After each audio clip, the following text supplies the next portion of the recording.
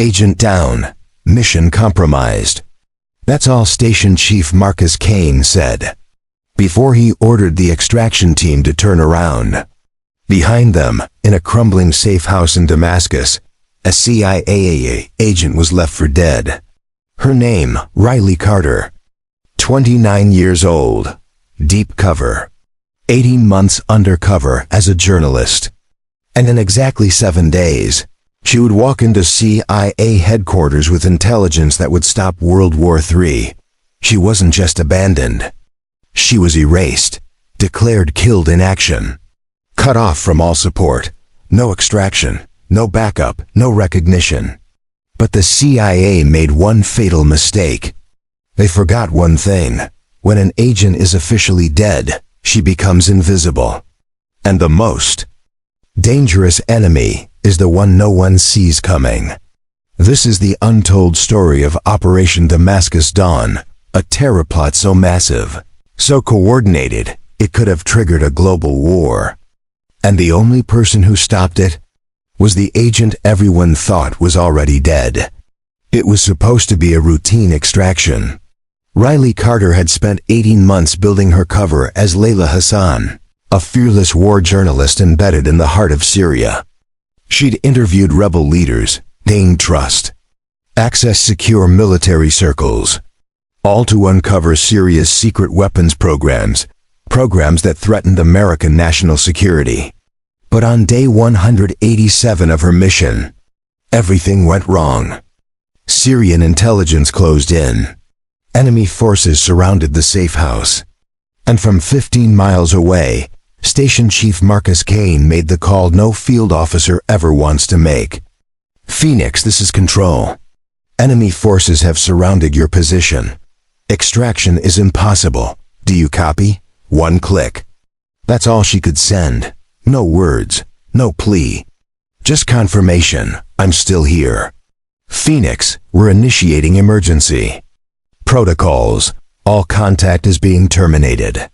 You're officially listed as Kia. We cannot risk compromising other assets. In that moment, Riley Carter ceased to exist. No name, no file, no rescue to the CIA. She was already dead. But Riley wasn't dead. She was listening, and what she heard changed everything. Colonel Assad Nazir, the head of Syrian military intelligence, was searching for her.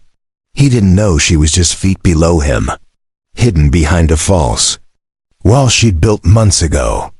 The American spy was gathering intelligence about Operation Damascus Dawn. Move to Phase 3 immediately. We cannot risk further exposure. A name she'd never heard before. But the urgency in Nazir's voice told her one thing. This wasn't just another terror plot. This was war. The door splintered open. Soldiers flooded in. But Riley? Still.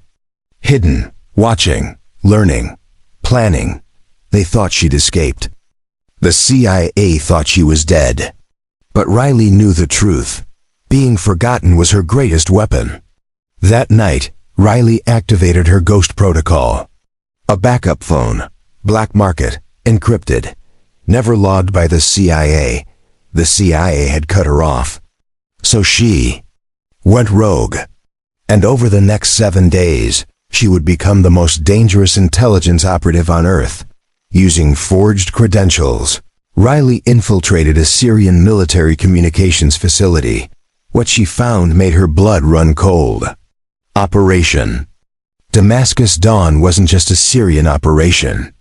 It was a global coalition. Syria, Iran, North Korea, terror cells across Europe and North America targets. New York City subway, Washington, D.C. federal buildings, Los Angeles port facilities. Timeline. Exactly 7 days from now. This wasn't just terrorism. This was provocation. Designed to trigger a massive U.S. military response. Dragging America into a full-scale war across the Middle East. A war that could spiral into World War III. Riley followed the money.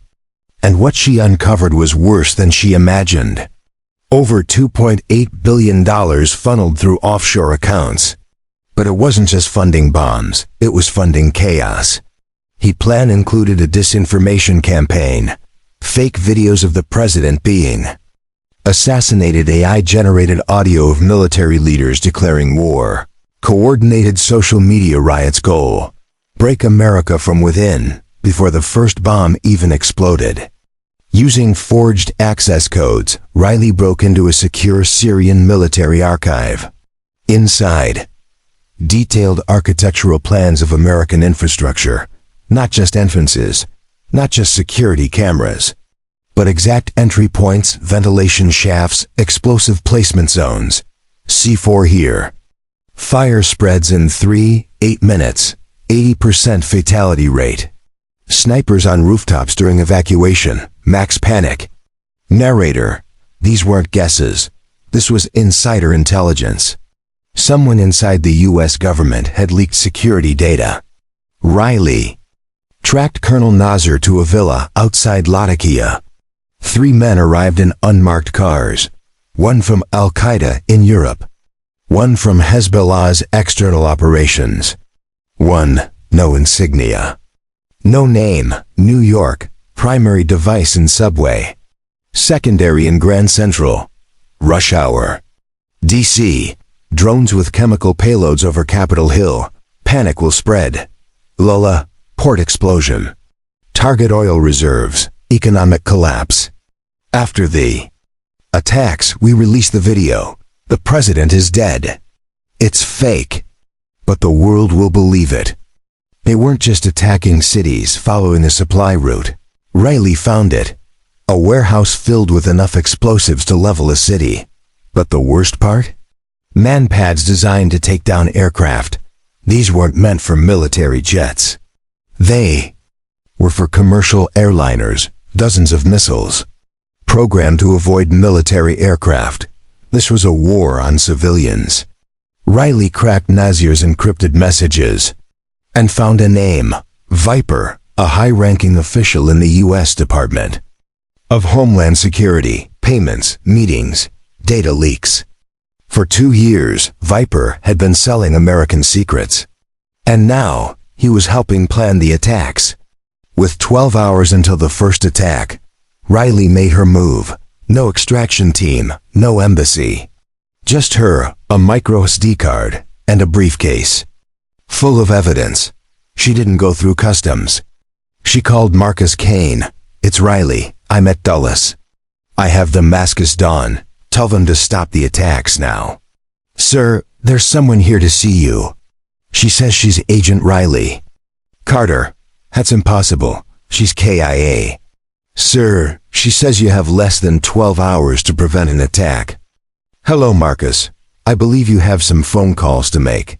In the next 4 hours, 200+ terrorists arrested in 6 countries, weapons caches intercepted. Missiles destroyed. Viper, exposed and arrested. $4.3 billion in terror funds frozen. The largest counter-terrorism operation in U.S. history, triggered by one woman who was supposed to be dead. Director Wells, Agent Carter, your operation has prevented the most devastating terrorist attack in American history. Riley, ma'am, I was just doing my job. Wells, your job ended when we declared you Kier. What you did was extraordinary. Riley, sometimes being abandoned is exactly the position an intelligence officer needs to gather the most important intelligence.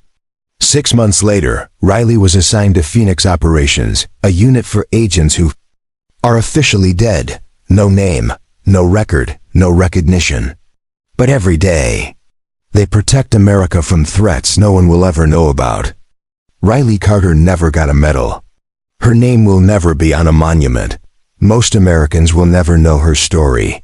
But because of her, millions are alive, cities still stand, peace still holds. And in the shadows, the ghost operatives keep working. Because sometimes, the most powerful weapon isn't a gun, a drone, or a satellite. It's invisibility. And the belief that the mission matters more than the recognition. Text on screen. The greatest victories are won by those who don't officially exist.